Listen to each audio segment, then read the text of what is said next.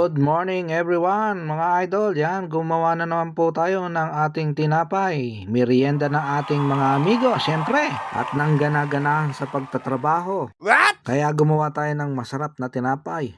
Yan, monay po yan. Na nilagyan natin ng cheese, luncheon meat at saka yung vegetables. Yan, napakasarap niyan. Kumbaga ba sa pizza toppings. Yan. Ito nga lang palaman. Ayan. Ang mga English sa palaman, stuffed. Yun. Yan. Yan at napakasarap niyan. Hiwa-hiwa muna natin sa 9 na piraso yan. At iyan na natin, papalaman na natin yan.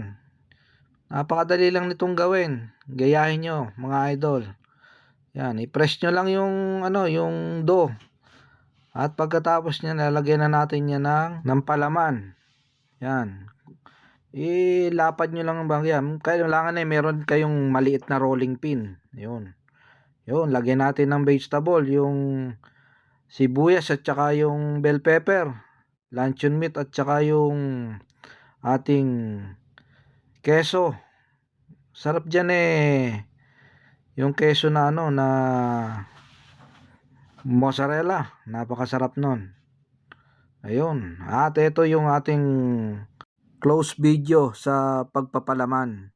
Yan napakasarap niyan guys. Pwede rin yan pabilog toppings pizzang maliit. Ayan, lagyan natin luncheon meat. O yung kung meron kayong hotdog, pwede rin. Ayan ganyan lang. Napakadali. Siyempre dapat i-close nyo yung pinaka ilalim. Yan, ganyan. Kailangan naka-close yan kasi sasabog yan lalabas yan yung keso niya. Yun, ganun lang Napakadali, napaka-easy. Yan. At paalsahin pa nga natin ng pangatlong alsa yan. Yun, umalsa na. Siyempre, papahira natin ng egg wash. Yan, para kumapit yung ating ibubudbud na sesame seeds.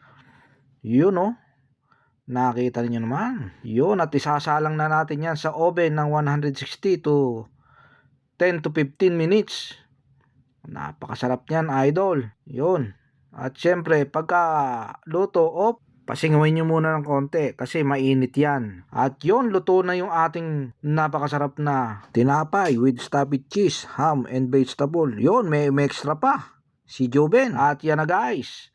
Napakasarap ng ating merienda ng ating mga amigo. Swak na naman sa panlasa ng ating mga amigo to. Arat na tayo makapag merienda na.